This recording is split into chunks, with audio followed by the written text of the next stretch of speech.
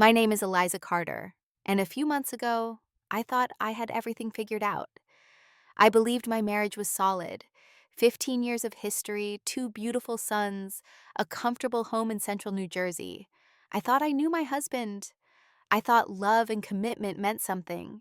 Turns out, I was living in a fantasy world while reality was happening behind my back. I'm 39 years old, a financial analyst at a regional bank. Numbers don't lie. They follow patterns. They make sense. I wish I could say the same about people.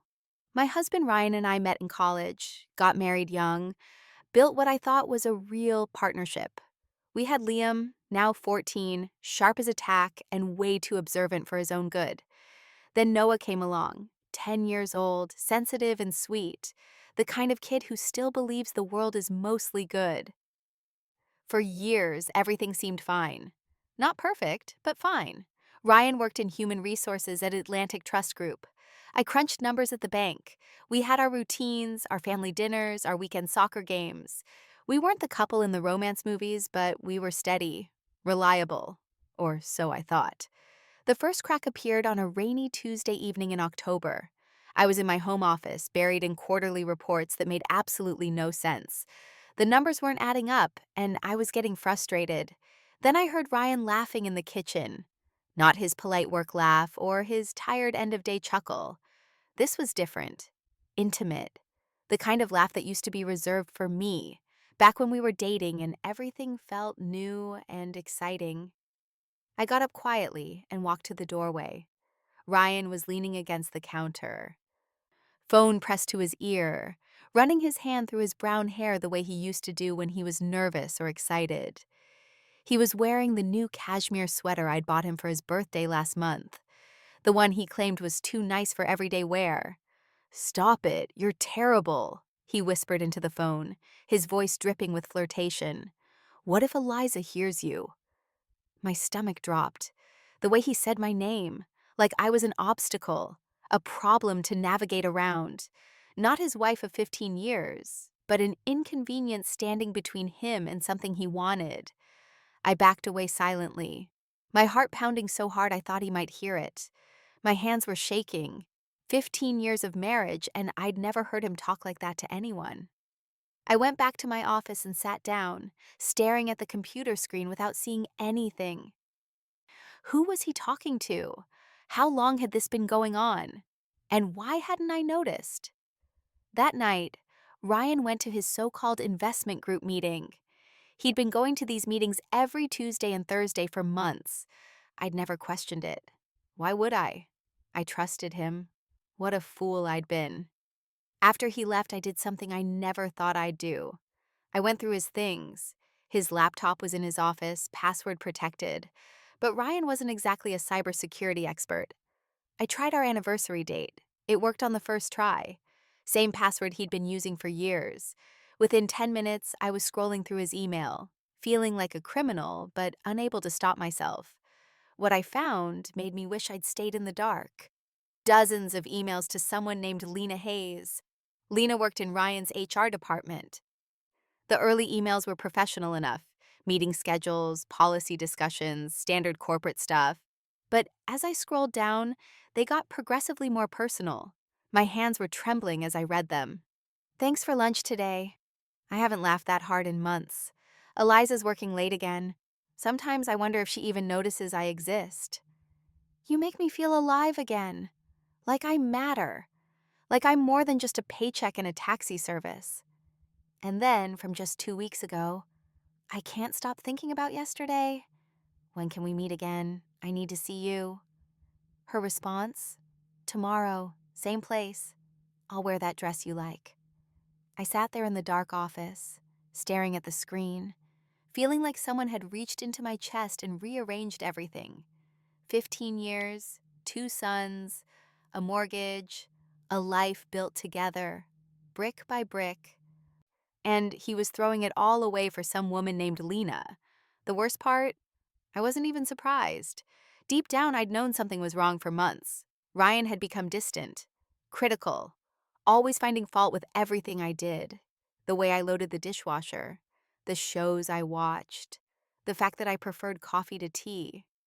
little cuts day after day, until I'd started to believe maybe I really was as disappointing as he made me feel.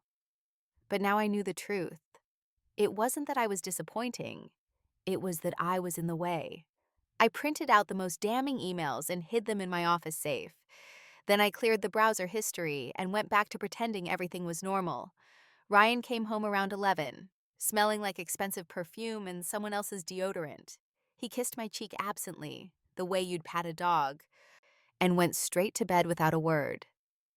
I lay awake until dawn, staring at the ceiling, planning. The next morning, Ryan was his usual self. Polite, efficient, emotionally distant. He made coffee for himself, but not for me. Packed lunches for Liam and Noah. Checked his phone constantly while pretending to read the morning news. Working late again tonight? I asked casually, buttering my toast. Probably, he said without looking up. Big project coming up. You know how it is. I knew exactly how it was. His big project was about 5'9" with a stylish haircut and apparently no moral compass. Liam, our 14-year-old, glanced between us with that sharp awareness teenagers develop when their parents' marriage starts cracking. Mom, can you drive me to Jake's after school? Dad said he'd be too busy. Of course, sweetheart. I ruffled his dark hair, so much like mine. Noah, our 10-year-old, shook his head when I asked if he needed a ride. Noah was the sensitive one, the peacekeeper. He'd been quieter than usual lately, probably picking up on the tension between Ryan and me. Kids always know. They feel it in their bones. After the boys left for school, Ryan gathered his things for work. He was wearing a new jacket I didn't recognize, and his hair was more meticulously styled than usual. Dressing up for Lena, no doubt. Have a good day at work, I said, watching him carefully. He paused at the door, his hand on the handle. For a moment, I thought he might say something real, something honest. Instead, he just nodded and left. I waited until his car disappeared around the corner. Then I called in sick to work. I had research to do. Finding information about Lena Hayes turned out to be embarrassingly easy. The woman had no sense of privacy whatsoever. Her social media profiles were wide open, full of glamorous selfies and pictures of expensive dinners at restaurants I couldn't afford. She was divorced, no kids, and judging by her posts, she spent most of her free time trying to impress men with her expensive lifestyle and convertible. She was also, I had to admit, exactly the type of woman Ryan would find attractive. Slim, well-dressed, with a kind of confident smile that suggested she'd never doubted herself a day in her life. Everything I wasn't, or everything I thought I wasn't. But here's the thing about people like Lena Hayes. They're usually not as smart as they think they are. And they definitely don't expect the boring wife to fight back. I spent the entire day planning my next move. I documented everything. I took screenshots. I made copies. I opened a separate bank account Ryan didn't know about and transferred some money. Not a lot. Just enough to protect myself if things went south. I also called a lawyer, Diana Wong. We'd gone to college together, and she specialized in exactly the kind of messy divorce Ryan was about to experience. Ellie, she said when I explained the situation, I'm so sorry, but you did the right thing by calling me. Don't do anything yet. Don't confront him. Just keep documenting everything. How long? I asked. Give it a week, 2 at most. The more evidence we have, the stronger your case. That evening, Ryan came home 2 hours later than usual. His shirt was slightly wrinkled, and his cologne had faded. He claimed he'd grabbed dinner with colleagues after work, but he couldn't meet my eyes when he said it. How was your day? He asked, settling onto the couch with a glass of wine. Quiet, I said. Spent some time organizing files. You'd be amazed what you can find when you really dig through old documents. He looked up sharply. What kind of documents? Oh, financial records, email backups, the usual household paperwork. I kept my voice casual, but I saw his grip tighten on his wine glass. That sounds incredibly boring. Actually, it was pretty enlightening.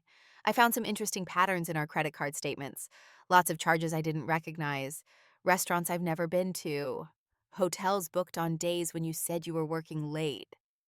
The color drained from Ryan's face. He set down his wine glass with a shaking hand. Eliza, I can explain. Can you?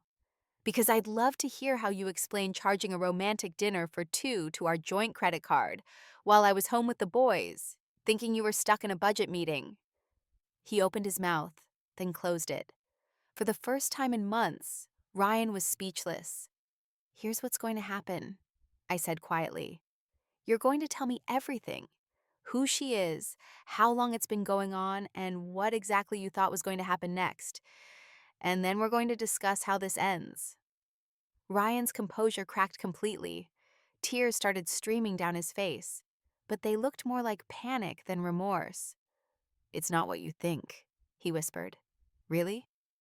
Because what I think is that my husband has been having an affair with a coworker named Lena Hayes for at least 3 months, using our money to fund their romantic dates while lying to me and our children every single day. Am I wrong about any of that? His face went white. He hadn't expected me to know her name. How did you... Does it matter? I stood up, looking down at him. What matters is what happens next. And Ryan, you're not going to like what happens next. I walked out of the room, leaving him crying on the couch. As I climbed the stairs to check on our sons, I heard him frantically dialing his phone. Lena, we have a problem. She knows. Phase 1 was complete. Now the real work could begin. The next morning, Ryan tried to pretend our conversation had never happened. He made coffee, packed lunches, and chatted with the boys about their school plans, as if he hadn't been caught red-handed the night before.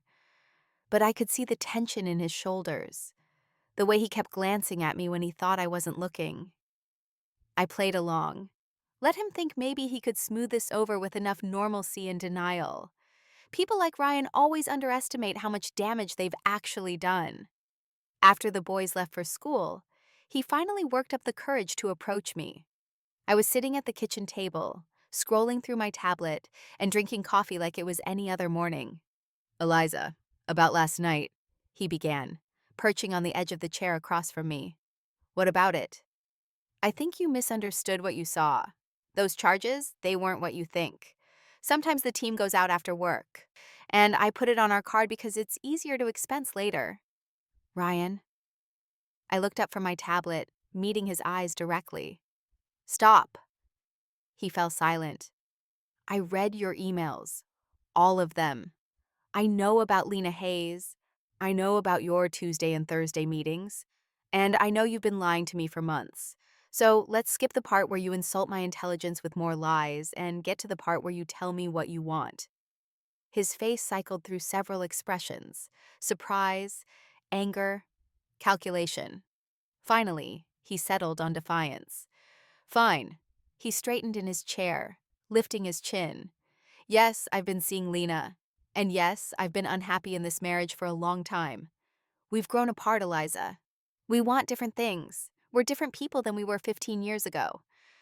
Interesting theory. When did you decide we'd grown apart? Before or after you started having dinner dates with your coworker? It's not that simple. It's exactly that simple. You made a choice. You chose to betray our marriage instead of talking to me about whatever problems you thought we had. You chose to lie to our children. You chose to spend our money on another woman. So now I'm asking you, what do you want? He was quiet for a long moment, staring at his hands. When he looked up, there was something cold in his eyes that I'd never seen before. I want a divorce. There it was. The words that had been hanging between us for months, finally spoken out loud. And Lena? That's none of your business. Actually, it is my business. It's very much my business when my husband's affair partner is going to be around my children. His jaw tightened. Lena is a good woman. She makes me happy. She sees me as more than just a taxi driver and breadwinner. Is that what you think you are here? A taxi driver and breadwinner? Isn't it? When was the last time we went somewhere together? Just the two of us? When was the last time you surprised me with anything? When was the last time you made me feel like a man instead of just a husband? I stared at him, genuinely amazed. When was the last time you acted like you wanted to spend time with me? When was the last time you initiated any kind of affection? When was the last time you treated me like a wife instead of a roommate you barely tolerate? That's not fair. None of this is fair, Ryan. But Here we are. I leaned back in my chair. So you want a divorce? Fine. What are your terms? He blinked, clearly not expecting me to be so calm about it. I I want joint custody of the boys, and I want half of everything. The house, the savings, the retirement accounts. That's what's fair. And what about Lena? Where does she fit into this picture? He lifted his chin again, that defiant look returning. I love her. We're going to be together. You love her. I repeated the words slowly, tasting them. After 3 months of sneaking around, you love her. Yes. More than you love your family? It's not about choosing. It's exactly about choosing. You chose her over us, over me, over Liam, over Noah, over the life we built together. I stood up, walking to the window. Here's the thing, Ryan. You seem to think you can have it both ways. You can have your exciting new girlfriend and still get half of everything I've worked for. You can blow up our family and still be the good guy. I'm not trying to be the good guy. I'm trying to be happy. I turned back to him. At our expense. That's not. Let me ask you something. Does Lena know you're married? He hesitated just long enough to give me my answer. She knows the situation is complicated. Does she know you have 2 sons who think their father is working late every Tuesday and Thursday? Eliza, please. Does she know you've been using your wife's money to pay for your dates with her? His face flushed red. It's not like that. It's exactly like that. You've been stealing from our family to fund your affair, and now you want to be rewarded for it with half of everything. I shook my head. That's not how this works. What do you mean? I pulled out my phone and showed him the screen. It displayed a folder labeled Evidence with dozens of files. I mean, I've documented everything. Every lie, every charge, every email.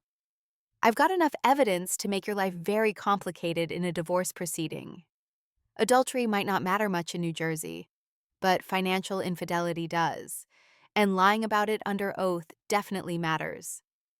He stared at the phone, his face going pale. You've been planning this.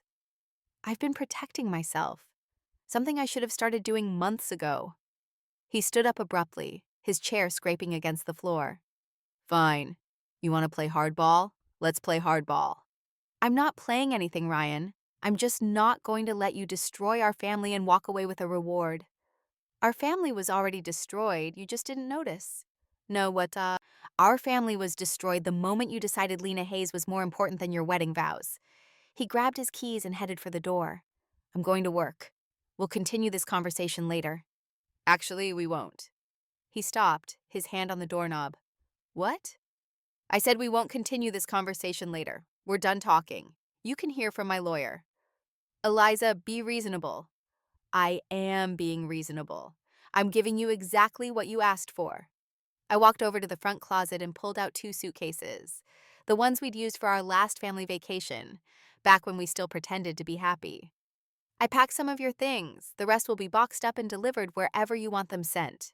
He stared at the suitcases like they were poisonous snakes.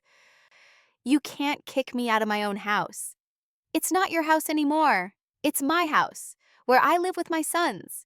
You made it very clear that you'd rather be somewhere else. The boys will be told that Daddy decided he needed some time to think about what he really wants. Which is true, isn't it? Tears started streaming down his face again, but this time they looked real. I never meant for it to happen this way. Yes, you did. You just thought you could control how it played out. I picked up the suitcases and set them by the door. You thought you could have your affair and your divorce and your fresh start, and I'd just go along with whatever you wanted, because that's what I've always done. You thought I was too weak or too stupid or too dependent on you to fight back. That's not true, isn't it? When was the last time I said no to you about anything that mattered? When was the last time I stood up for myself instead of just trying to keep the peace? He didn't answer. You got comfortable thinking of me as a pushover. Well, surprise, I'm not. I opened the front door and gestured to the suitcases. Your girlfriend is expecting you, isn't she? I'm sure she'll be happy to help you figure out your next move. He picked up the suitcases with shaking hands. This isn't over, Eliza. Yes, it is. You just don't know it yet. He walked out, and I closed the door behind him. Then I turned the deadbolt and slid the chain lock into place.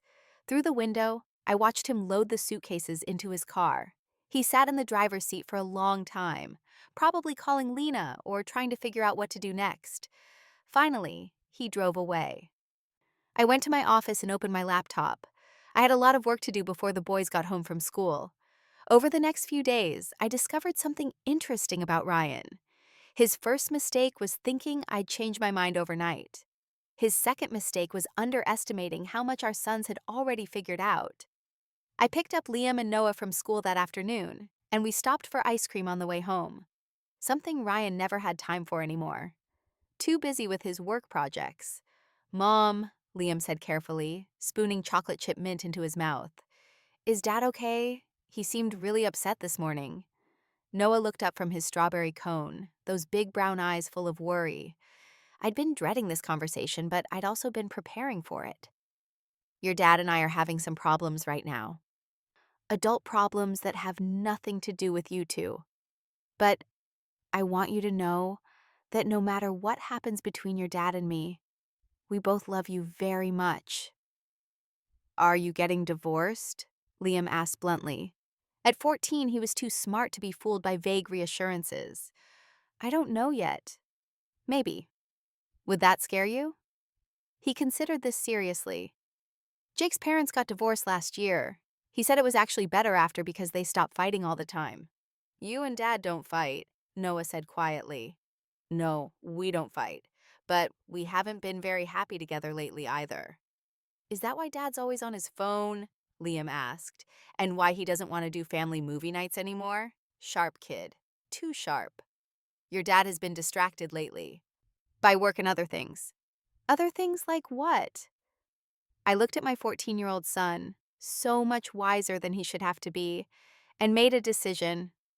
Like a friend from work who's become very important to him. Liam's eyes widened slightly. He was old enough to read between the lines. "Oh, yeah, oh." We finished our ice cream in contemplative silence.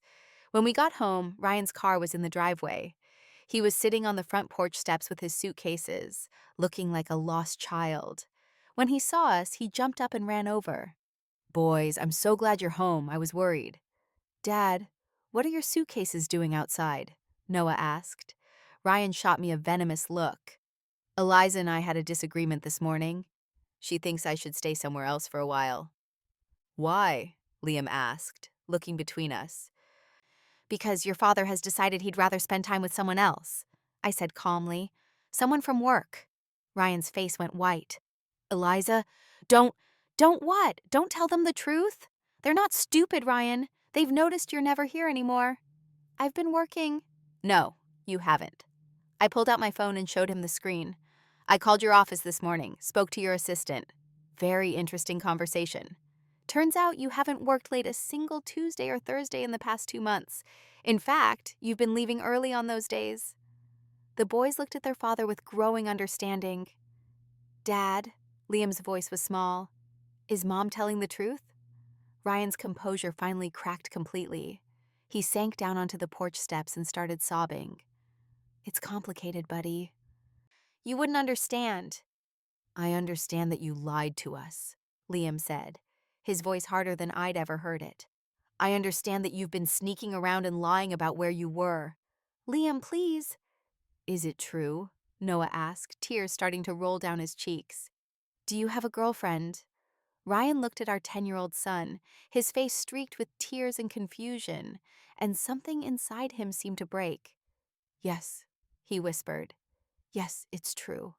Noah's face crumpled. He ran to me and buried his face against my side. Liam just stared at his father with disappointment that looked far too mature for a 14-year-old. "How could you do that to Mom?" "You don't understand. I understand that you cheated, I understand that you lied, and I understand that you hurt our family." Liam's voice was shaking with anger. "Jake's dad cheated too. That's why his parents got divorced. And you know what Jake told me? He said he was glad his mom found out because his dad was making everyone miserable with all the lying." Ryan looked like he'd been slapped. "Liam, that's not fair. What's not fair is what you did to us." I put my arm around Liam's shoulders. Boys, why don't you go inside and start your homework? Your dad and I need to finish our conversation. They went inside, Noah still crying and Liam looking like he wanted to punch something. Ryan and I stared at each other across the driveway. You had no right to tell them like that, he said finally. I had every right. They're my sons too. And they deserve to know why their father suddenly decided he didn't want to live here anymore. I never said I didn't want to live here. You didn't have to say it. You showed it every day for months. You showed them that something else was more important than being their father. That's not true, isn't it? When was the last time you helped with homework? When was the last time you asked about their day and actually listened to the answer? When was the last time you tucked Noah in at night? Or had a real conversation with Liam about anything other than chores? He opened his mouth to argue, then closed it. You checked out of this family long before you started your affair, Ryan. Lena was just the excuse you used to make it official. I never meant to hurt them. But you did hurt them. And you're going to keep hurting them every day you choose her over them. It's not about choosing. It's always about choosing. Every day, every decision, every priority. And you've made your choice very clear. My phone buzzed with a text message. I glanced at it and smiled grimly. Who is it? Ryan asked. My lawyer. The divorce papers are ready. His face went pale. Already? I told you I'd been preparing. I filed this morning, right after you left. I pulled a thick envelope from my jacket pocket and handed it to him. You wanted a divorce, Ryan? Congratulations, you're getting one. What is this? Your copy of the petition. You have 30 days to respond. He opened the envelope with shaking hands and scanned the first page. You're asking for sole custody? I'm asking for primary custody with supervised visitation for you until we can establish that you're capable of putting our son's needs ahead of your own. That's ridiculous. Is it? You've been lying to them for months. You've been prioritizing your affair over their emotional well-being. You've been using money that should go toward their needs to fund romantic dinners with your girlfriend. How exactly does that demonstrate good parenting? I've never neglected them. You've been emotionally absent for months. They've noticed, Ryan. Kids always notice. He flipped through more pages, his face getting paler with each one. You're asking for alimony? I'm asking for child support. There's a difference. And the house stays with me and the boys. They've been through enough upheaval. They shouldn't have to lose their home too. This is insane. You can't just take everything. I'm not taking anything. I'm keeping what's mine and what's best for our children. You're the one who decided to throw it all away. He stood up abruptly, clutching the papers. I need to call my lawyer. You do that. And Ryan, when you talk to Lena about all this, you might want to mention that her husband might be interested to know about her extracurricular activities. He froze. What husband? I pulled out my phone and showed him a social media profile. Lena Hayes, married to Ben Hayes for 8 years, 2 young children. You didn't know? I asked innocently. How interesting. I wonder what else she forgot to mention. Ryan stared at the screen like it was showing him a car accident. That's impossible. She's divorced. She lied. Just like you lied to me. Funny how that works. He scrolled through the photos with shaking hands. Lena with her husband at a restaurant. Lena with her kids at a baseball game. Lena at a family barbecue just last weekend. But she said what you wanted to hear. Just like you told me what you thought I wanted to hear for months. He sank back down onto the porch steps, staring at the phone. I don't understand. You don't understand because you didn't want to understand.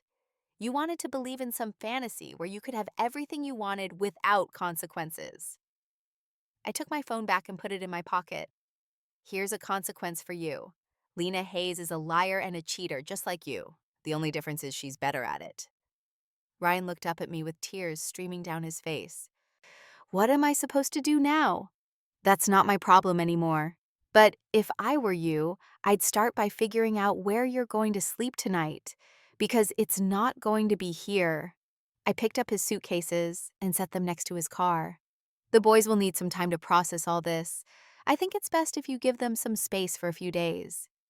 You can't keep me from seeing my own children. I'm not keeping you from anything. I'm suggesting that forcing yourself on them right now when they're hurt and angry might not be the best parenting choice. But then again, good parenting choices haven't exactly been your strong suit lately. He stood up slowly, like an old man. I never wanted it to happen this way. No, you wanted it to happen the easy way.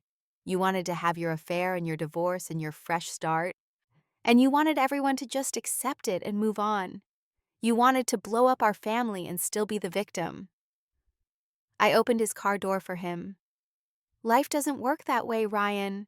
Actions have consequences, and you're about to learn what those consequences look like. He got in the car without another word. I watched him drive away, then went inside to check on my sons. They were in the living room, pretending to do homework, but obviously listening to every word of our conversation. Is Dad coming back? Noah asked quietly. Not tonight. Maybe not for a while. Good, Liam said fiercely. I don't want to see him right now. I sat down between them on the couch and pulled them both close. It's okay to be angry. It's okay to be hurt. It's okay to be confused. What happened isn't your fault, and it doesn't mean either of us loves you any less. Will he choose her over us? Noah asked. I thought about that question carefully. I don't know, sweetheart. I hope not. But if he does, that's his choice. And it says something about him, not about you. What if he tries to make us live with her? Liam asked. That's not going to happen. I promise. We ordered pizza for dinner and watched a movie together. Just the three of us. For the first time in months, the house felt peaceful. But I knew the peace wouldn't last. Ryan wasn't going to go quietly, and Lena Hayes wasn't going to appreciate having her perfect life exposed. The real war was just beginning. The next few days passed in a strange blur. Ryan tried calling multiple times, but I didn't answer. He sent text messages that ranged from apologetic to angry to desperate. I saved all of them for my lawyer but didn't respond to any. Diana Wong called me on Friday morning with an update. Ryan's hired James Peterson, she said, family law specialist. He's good, but he's expensive. Ryan must be panicking. Good, he should be. Peterson called me this morning. He wants to discuss a settlement before things get adversarial. It's already adversarial, I said. His client cheated on me and stole from our family. I told him that. He seemed surprised. I don't think Ryan gave him the full story. Of course he didn't.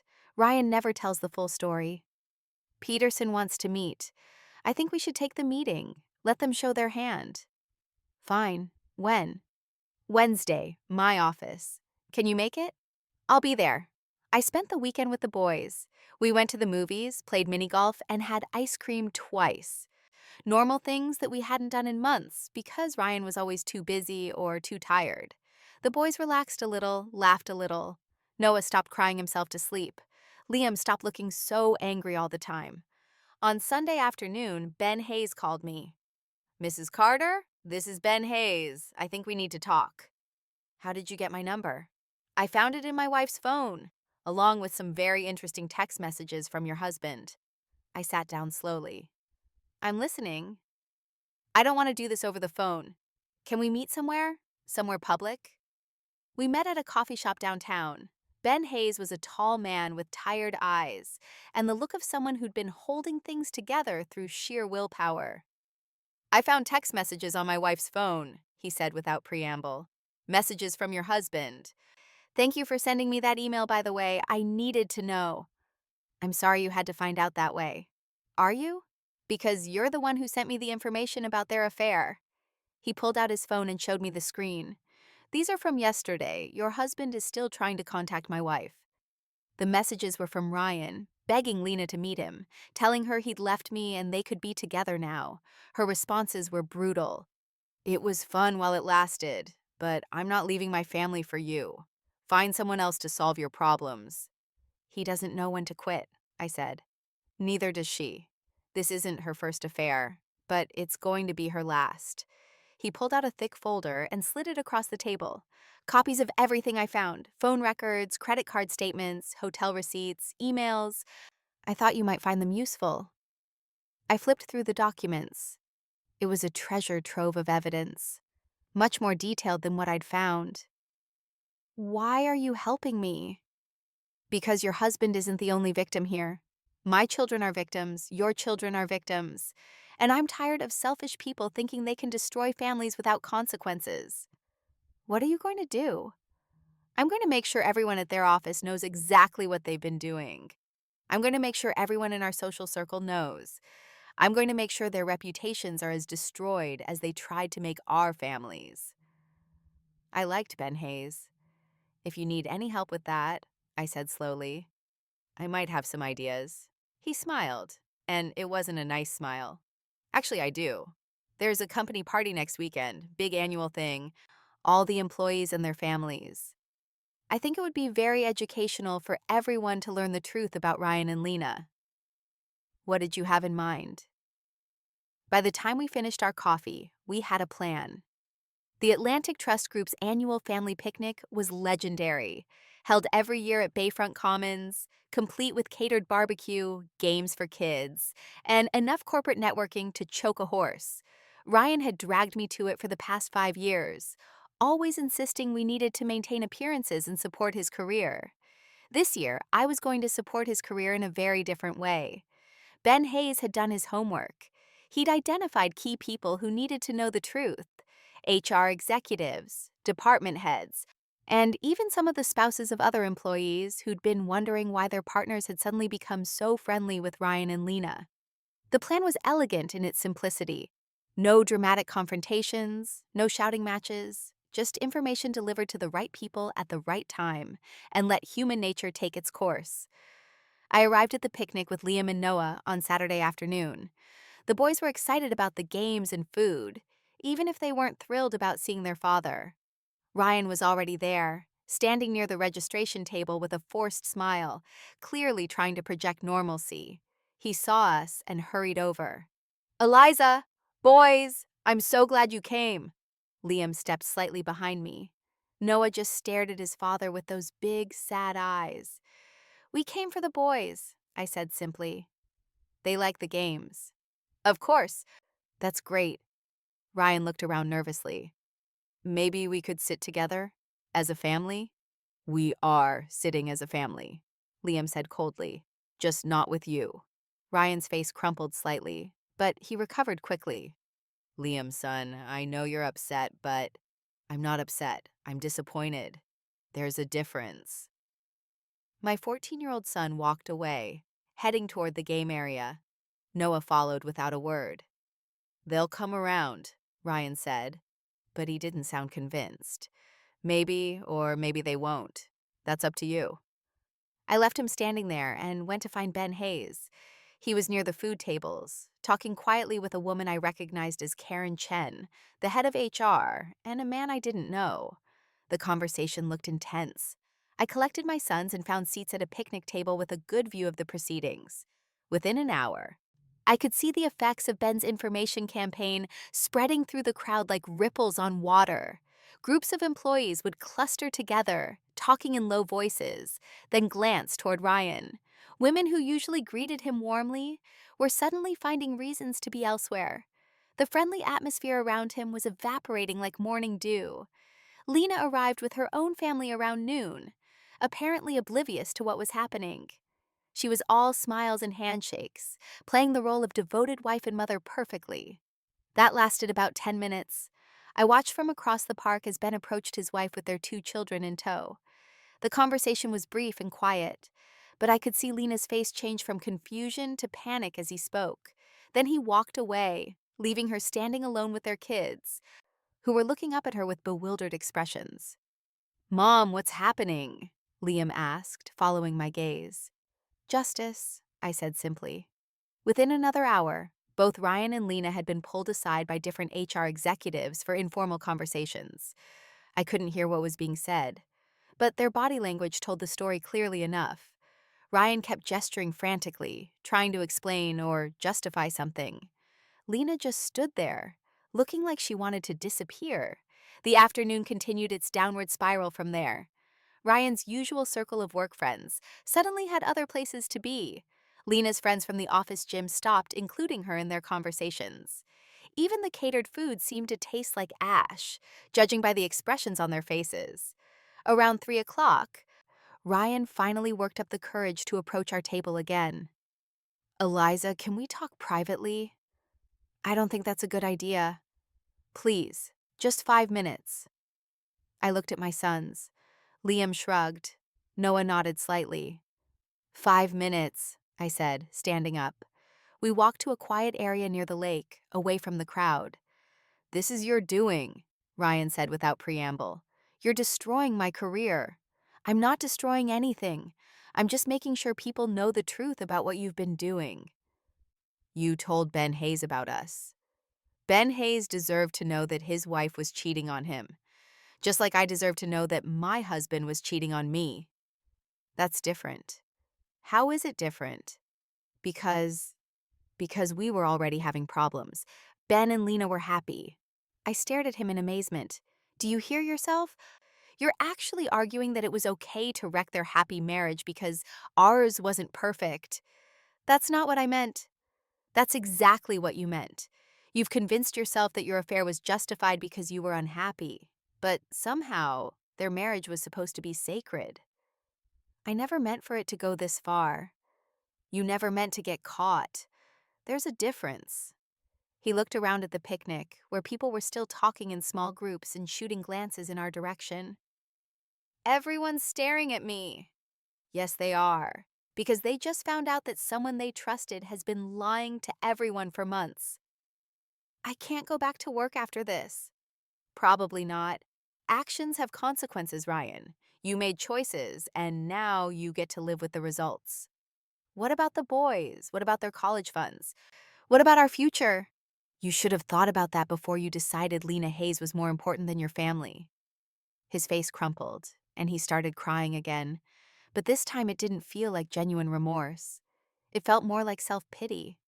I don't know what to do, he whispered. That's not my problem anymore. Please, Eliza, help me figure this out. I looked at the man I'd been married to for 15 years, the man who had shared my bed, raised our children, and promised to love me through good and bad. And I felt absolutely nothing. No anger, no sadness, just emptiness. You're on your own, Ryan, just like you wanted to be. I turned and walked back to my sons, leaving him sobbing by the lake. We stayed for another hour, long enough for the boys to finish the games they wanted to play, and to eat some surprisingly good barbecue. As we were getting ready to leave, Ben Hayes walked up to our table. Mrs. Carter, he said, his voice grateful. I wanted to thank you.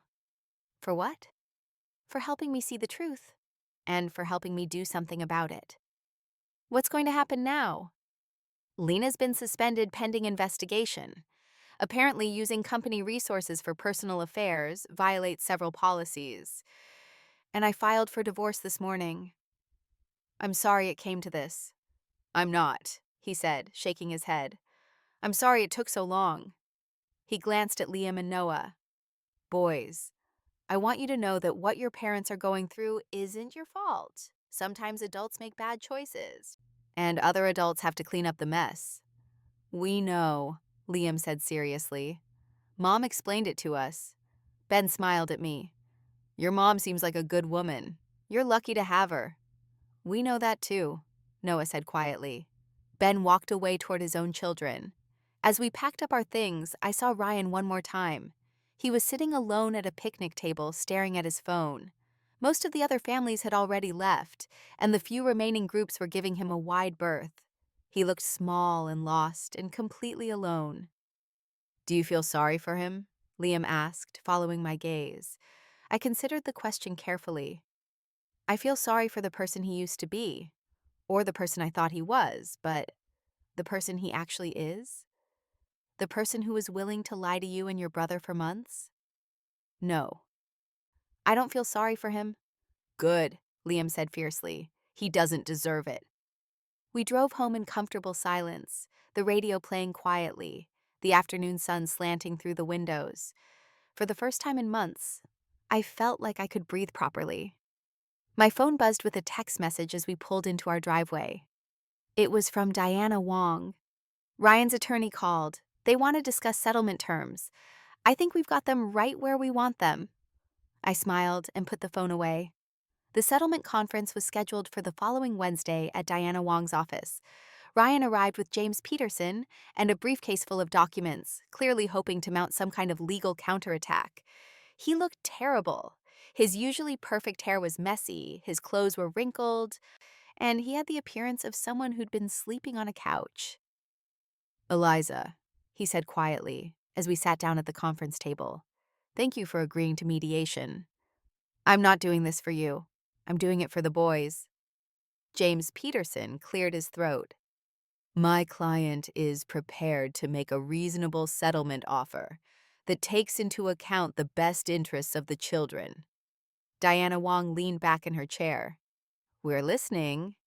"Mr. Carter is willing to accept a 60-40 split of marital assets, with him taking the smaller portion. He's also willing to accept joint custody with alternating weeks."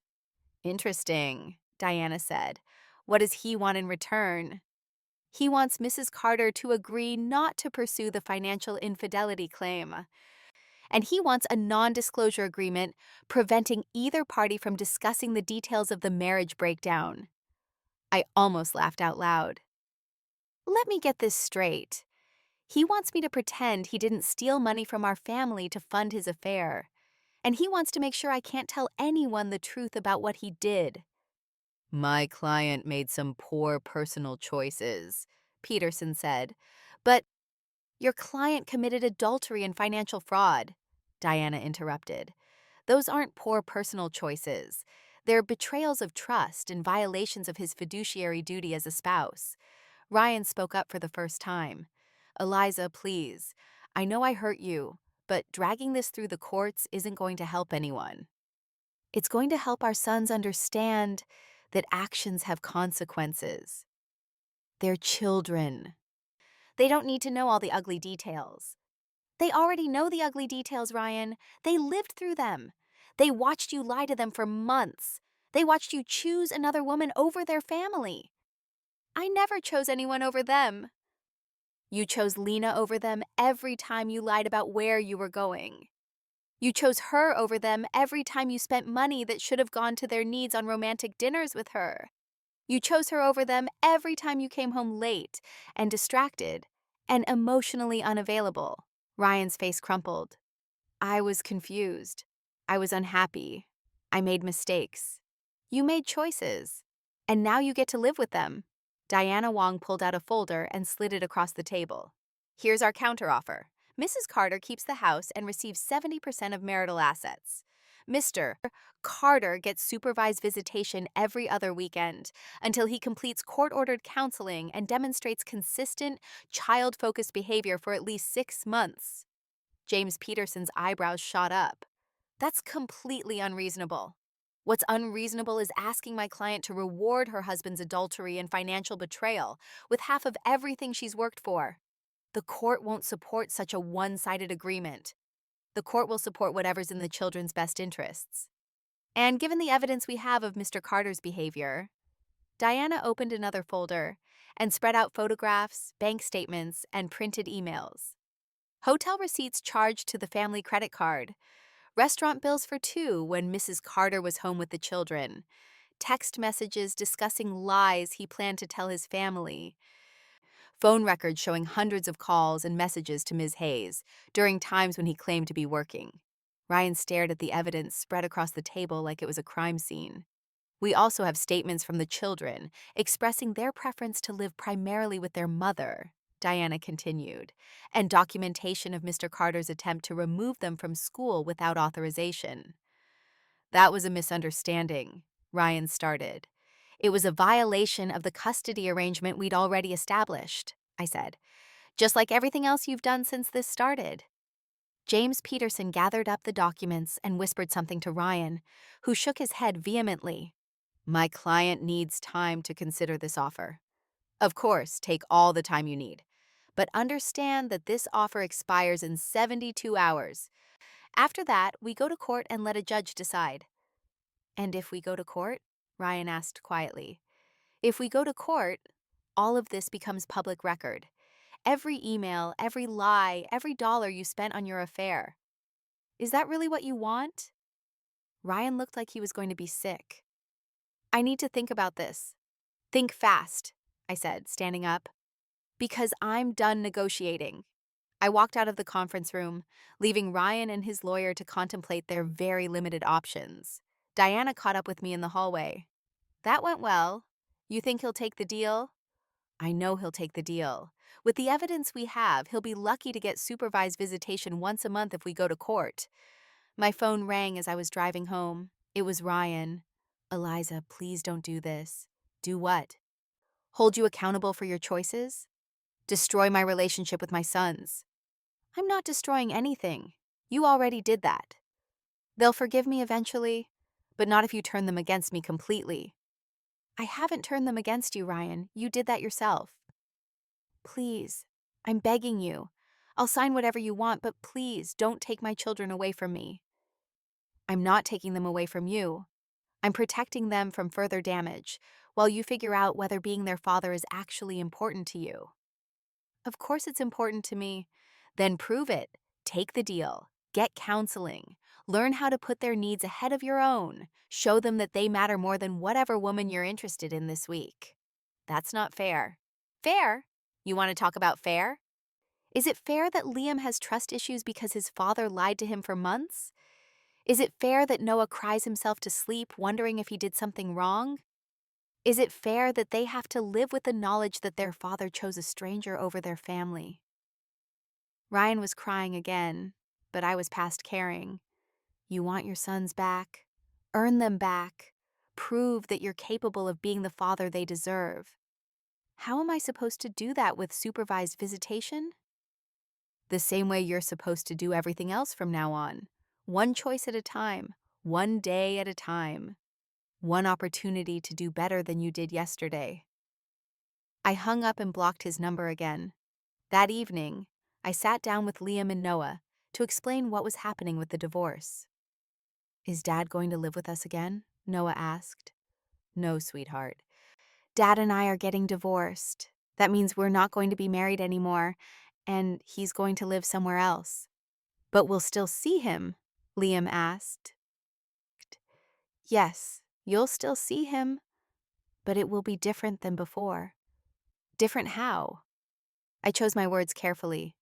For now, when you see Dad, there will be another adult there too.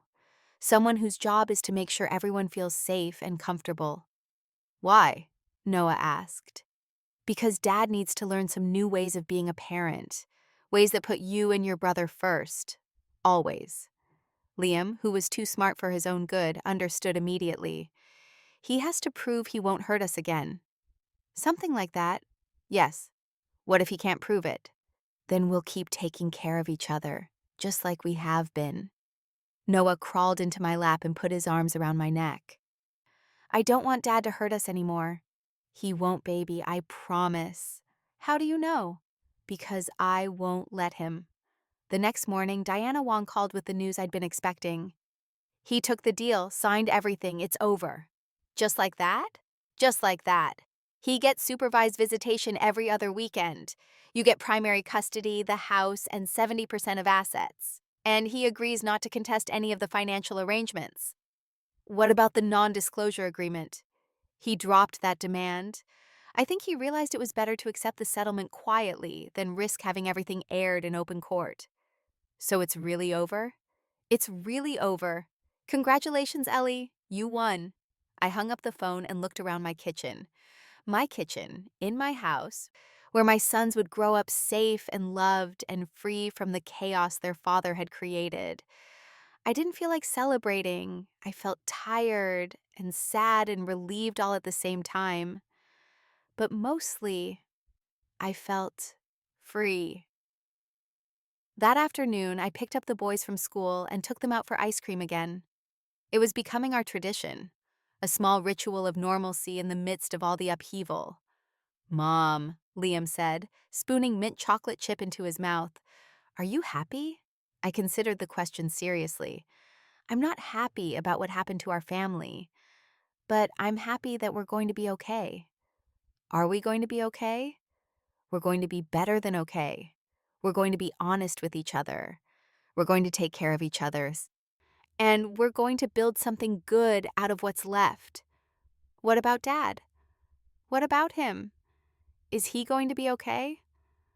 I looked at my sons, these amazing, resilient, wise young people who'd been through so much and were still capable of worrying about someone who'd hurt them. I don't know, sweetheart. I hope so. But that's up to him now. I hope so too, Noah said quietly, even though he hurt us. That's very grown up of you, baby. Mom, Liam said. Yeah? Thank you for protecting us. Thank you for being worth protecting. We finished our ice cream and drove home through the golden afternoon, the radio playing softly, the future stretching out ahead of us like an open road. Ryan had started this, but I had finished it, and we were going to be just fine. 6 months later, things had settled into a new normal. Ryan had completed his court-ordered counseling and was seeing the boys every other Saturday. The supervised visitation was hard on everyone, but it was necessary. The boys needed to see that their father could show up consistently and put their needs first. Ryan had lost his job at Atlantic Trust Group. No surprise there. He was working at a smaller company now, making less money, living in a small apartment across town. Lena had also been fired and was going through her own messy divorce. I'd heard through the grapevine that Ryan and Lena had tried to make things work after everything blew up, but it fell apart quickly. Turns out relationships built on lies and betrayal don't have much of a foundation. The boys were doing better.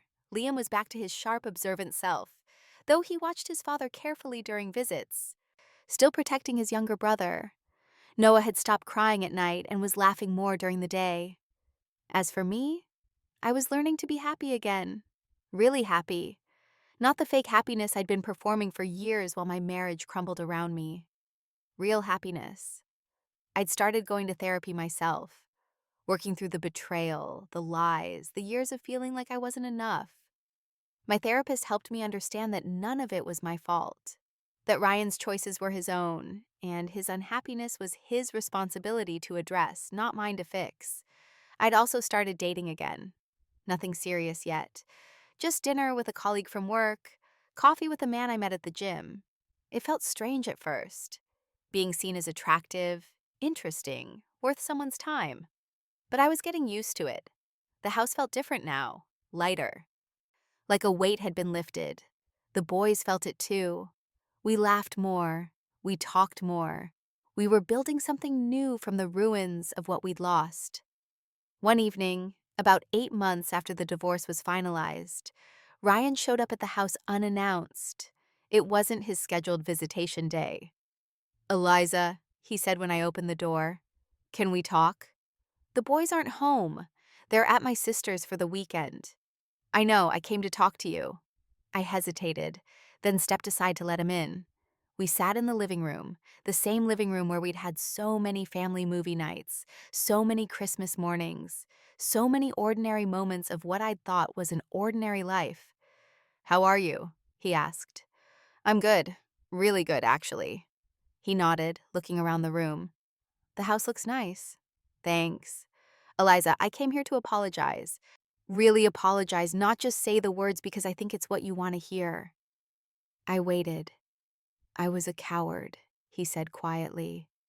"I was unhappy. And instead of talking to you about it, instead of trying to fix our marriage, I took the easy way out. I found someone who made me feel good about myself without requiring any real work or vulnerability. And I destroyed everything that mattered in the process." "Yes, you did. I hurt you. I hurt our sons. I threw away 15 years for something that wasn't even real." "I know. Do you think—" He stopped, took a breath. "Do you think you could ever forgive me?" I thought about that question for a long time. Could I forgive him?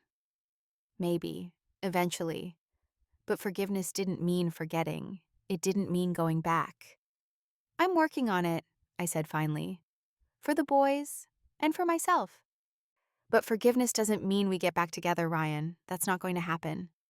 "I know, I needed you to know that I'm sorry and that I'm trying to be better. For Liam and Noah. They deserve better than the father I've been." Yes, they do.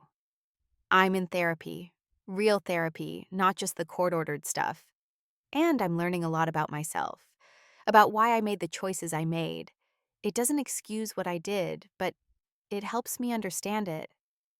I'm glad you're getting help. Are you, are you seeing anyone? I smiled slightly. That's none of your business. He nodded, looking down at his hands. You're right. I'm sorry, I have no right to ask. No, you don't. For what it's worth, I hope you're happy. I hope you find someone who treats you the way you deserve to be treated.